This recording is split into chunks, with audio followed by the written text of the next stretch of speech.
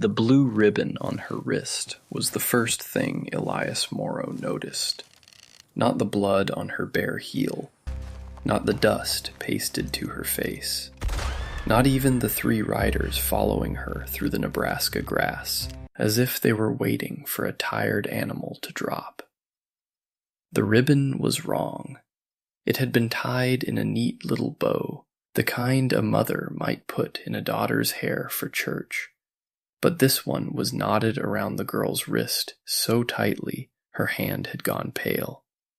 A mark, a claim, a pretty thing made ugly. The girl stumbled, fell to one knee, and kept crawling anyway. Behind her, one rider laughed. Another fired into the dirt beside her hand. So hard, her shoulder struck the ground, but she still tried to move. That was when Elias took his horse off the road. He had been riding toward Plum Crossing for coffee, cartridges, and one night under a roof that did not leak. He had no wish for trouble. At 46, a man learned to tell the difference between trouble that found him and trouble he went hunting. But he had also learned something worse. On the frontier, evil often introduced itself as private business. One of the riders called out before Elias had even dismounted. "Keep riding, mister. This is a household matter." The girl lifted her face from the grass. "No," she whispered, then louder with what little breath she had left. "Please, don't let them take me back." Elias stepped down from the saddle. He was a lean man in a black trail coat, gray at the temples, with a colt worn smooth from years of weather and regret. His face did not look kind at first glance. It looked carved down by wind, distance, and too many graves. But his eyes went once to the girl's wrist, then to the rider's. The man in front smiled like he was used to being believed. His name was Barton Creed, though Elias did not know it yet. Clean coat, polished boots, pale gloves for a hot day. The kind of man who used manners the way others used knives. Beside him sat Lyle Hask, thick-necked and red-faced, with a rawhide strap hanging from his fist. The third rider, Owen Fitch, said nothing. He only watched Elias with a hand resting too close to his revolver. Barton tipped his hat. "Obliged if you don't interfere. Girl belongs to our concern." Elias looked at the girl again. She was maybe 20, maybe younger. Dark hair loosed from its pins, dress torn at the hem, rope burns around both wrists, hidden badly beneath that blue ribbon. "Nobody belongs to a concern," Elias said. Lyle laughed and climbed down from his horse. "She's fevered, runs off, makes up stories. We'll settle her." He moved toward her with the strap, against a patch of dead sunflowers, nowhere left to go. Elias spoke once. "Drop it." Lyle did not. He raised the strap. Elias did not draw first. He stepped in. The sound of his fist hitting Lyle Hask's mouth was dull and final. Lyle folded sideways into the grass. Owen Fitch drew. Elias drew faster. One shot cracked through the heat and split the brass buckle from Owen's gun belt. The revolver dropped into the dust before the man's fingers closed around it. Barton Creed stopped smiling. The prairie went so quiet, Elias could hear the girl breathing. Barton lifted both hands slowly. "Made an error." "I make those," Elias said, "but not this one." Barton's eyes moved to the girl, not with worry, with ownership. "You hide her, and every man in Plum Crossing will hear she robbed my employer and ran with an outlaw." Elias slipped his Colt back into the holster. "Then they'll hear me ask why a thief runs barefoot with a claim ribbon cutting her wrist." That changed Barton's face. Only for a second, but Elias saw it. The blue ribbon mattered. Barton mounted again, rage tucked carefully behind politeness. "Plum Crossing has laws, mister." "Good," Elias said. "Maybe we'll find one awake." The 3 riders turned back toward town, carrying Lyle's groans with them through the brittle grass. Only after they disappeared did the girl finally break. She sat in the dirt, wrapped both arms around herself, and began shaking so violently Elias thought she might fall apart. He crouched a few feet away. Name? She swallowed. Clara Voss. Any kin nearby? Her eyes filled. Not anymore. That was the answer Elias had expected. It was also the answer he hated most. He gave her water. She drank like someone afraid the cup would be taken away. Then she touched the ribbon on her wrist. My sisters wore these too, she said. Elias went still. How many sisters? 2. Her voice thinned. Ruth and Annie. They said both got married, but nobody saw a wedding. Nobody saw a preacher. Nobody saw them leave. She looked toward Plum Crossing, where dust hung in the distance like smoke. I saw Ruth last night, through an upstairs window above the exchange hall. She put her hand to the glass. Clara took a broken breath, and she was wearing blue. Elias had walked away from many towns. He had left arguments to sheriffs, debts to bankers, drunks to sleep under wagons. He had survived this long by knowing when not to stand in front of a machine already moving. But there was a girl in the grass with blood on her knee. There were 2 sisters behind glass, and 3 riders had just called evil a household matter. He held out a hand. Can you ride? Clara stared at his hand as if trust itself had become a foreign language. Then she took it. They did not enter Plum Crossing by the main road. Main roads were for men who wanted to be seen. Elias took her behind the stock pens, past a dry creek and a row of freight sheds, until they reached a blacksmith shop with a roof patched in tin. A woman stood in the doorway holding a hammer. She was tall, broad, silver-haired, and unimpressed by nearly everything. Elias Morrow, she said. Last time you came here, a marshal bled on my floor. He lived. He stained pine. This is Clara. The woman's eyes moved over Clara's bruises, the ribbon, the torn dress, and the fear held too tightly behind the girl's mouth. Her face changed. Not softer, sharper. Inside, she said. Now.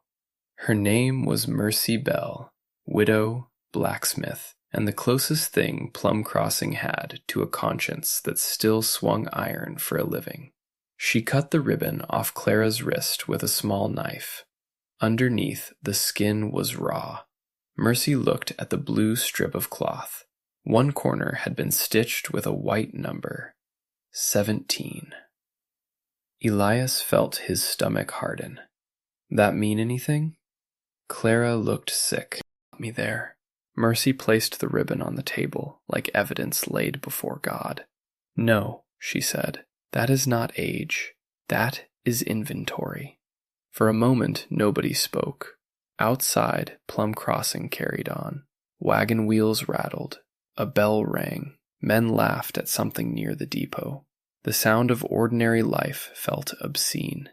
That night, Elias went into town alone. Plum Crossing looked decent enough under lamplight. A church at one end of the street, a bank with curtains, 2 hotels, a dry goods store, children's chalk marks still on the boardwalk. Then there was the exchange hall, floors of painted brick, red curtains, clean windows, music floating out like perfume over rot. Men went in smiling. Women came out looking at the ground. Elias bought tobacco across the street and asked the storekeeper one lazy question. Who owns the hall now? The storekeeper's hands slowed. Mr. Hollis Crane. Respectable? That earned a humorless look. Respectable enough that nobody says otherwise. There it was, fear wearing a town's face. Elias left with tobacco he did not want and crossed toward the jail. Deputy Saul Marin stood outside pretending to examine a lantern. Young man, thin mustache, badge polished brighter than his courage. You Elias Morrow? Saul asked. Who needs to know? A report says you assaulted Mr. Creed's men and abducted a young woman. Elias looked past him toward the exchange hall. That report mentioned the ribbon? Saul blinked. What ribbon? The one tied so tight it cut her wrist. Saul's jaw shifted. He knew something. Not enough, maybe, but enough to be afraid. Elias stepped closer. Deputy, there are two kinds of crooked men. The ones who sell people, and the ones who know it and keep their hat clean. Saul looked angry, then ashamed, then scared. Hollis Crane owns half this town. That did not answer me. Saul lowered his voice. There are wagons leaving before dawn. South Road, Old Mill Crossing. I did not say that. No, Elias said, but you should have said it sooner. Back at Mercy's forge, Clara was awake. She had not slept. People who had been hunted rarely trusted darkness the first night. Elias told her about the wagons. Clara stood so fast the chair scraped behind her. Ruth and Annie could be on them.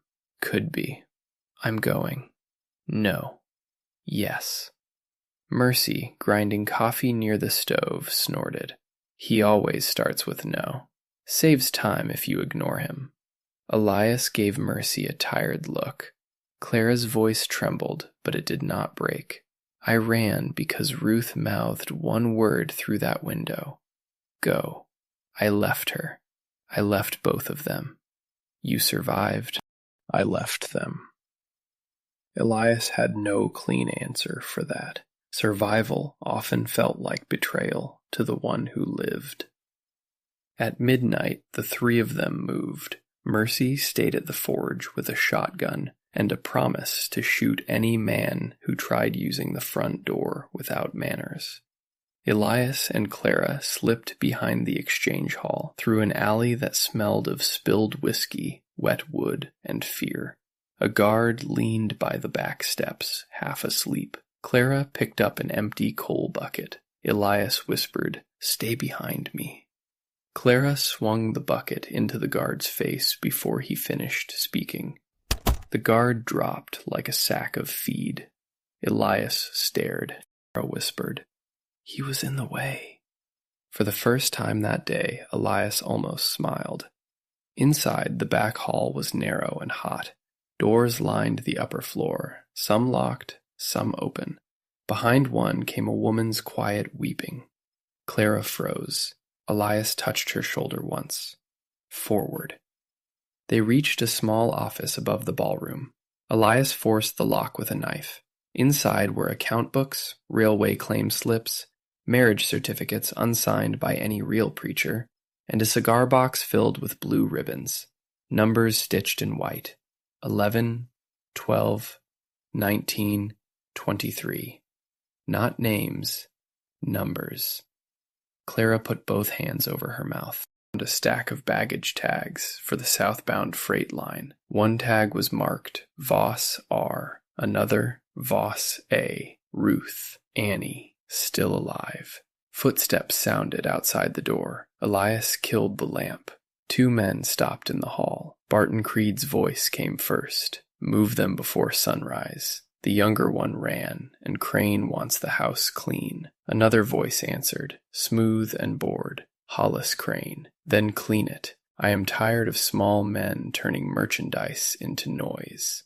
Clara's breath caught. Elias gripped her wrist gently in the dark. Crane continued. The Voss sisters go in the flour wagon, the others in the cattle car. Plum Crossing forgets their faces. Barton laughed softly. People forget anything that doesn't cost them money. The footsteps moved on. Something inside Clara changed while she stood in that dark office. Fear did not leave her. It hardened. Elias gathered the claim slips, ribbons, and certificates. Then the office door opened. A woman stood there with a candle in one hand. She was thin, pale, and wearing a blue dress too bright for her tired face. Clara's voice broke. Ruth. Ruth Voss did not run to her sister. She lifted a small derringer straight at Elias. Clara looked as if the floor had vanished beneath her. Ruth? Ruth's hand shook. You should have stayed away. Elias looked at the gun, then at her face. There was no hatred there, only terror that had been trained until it looked like obedience. "They threatened Annie," Ruth whispered. "They said if I helped you, they'd put her on the south train alone." Clara stepped forward. "We know about the wagons." "No," Ruth's eyes filled. "You know one part. Crane sent Annie early. She is already at the mill crossing." Outside, a shout rose from the lower floor. The unconscious guard had been found. Ruth shoved something into Clara's palm, a brass freight token. "Show this at the crossing if they stop you. Take the claim slips." Clara grabbed her sister's arm. "Come with us." Ruth looked down the hall where men were shouting now. "If I vanish, they move the rest before you reach Annie." That was the cruelty of it. They had not only chained Ruth with locks, they had chained her with love. Elias loaded the papers into his coat. Decision time. Ruth stepped back. Go. Clara did not want to, but Ruth turned away first, walking back toward the music like a ghost returning to her own haunting. Elias pulled Clara toward the stairs. Behind them, the hall erupted. Men shouted. A gun fired. Wood splintered near Elias's shoulder, burst into the alley as Barton Creed came through the back door with 2 men behind him. Elias fired once into a rain barrel beside them. Water exploded across the alley. The horses panicked. So did the men. Clara and Elias ran through mud, smoke, and shouting until Mercy's forge appeared ahead like a square of orange light. Deputy Saul Marin waited there with a rifle. For 1 second, Elias raised his Colt. Saul lifted both hands. "I'm done being clean," the deputy said. He tossed Elias a packet of cartridges. "Crane has 6 men at the old mill crossing, maybe more, if his drinking in Crane's office." Mercy stepped out behind him with her shotgun. "Well," she said, "then I suppose Law has the night off." They rode before the moon dropped.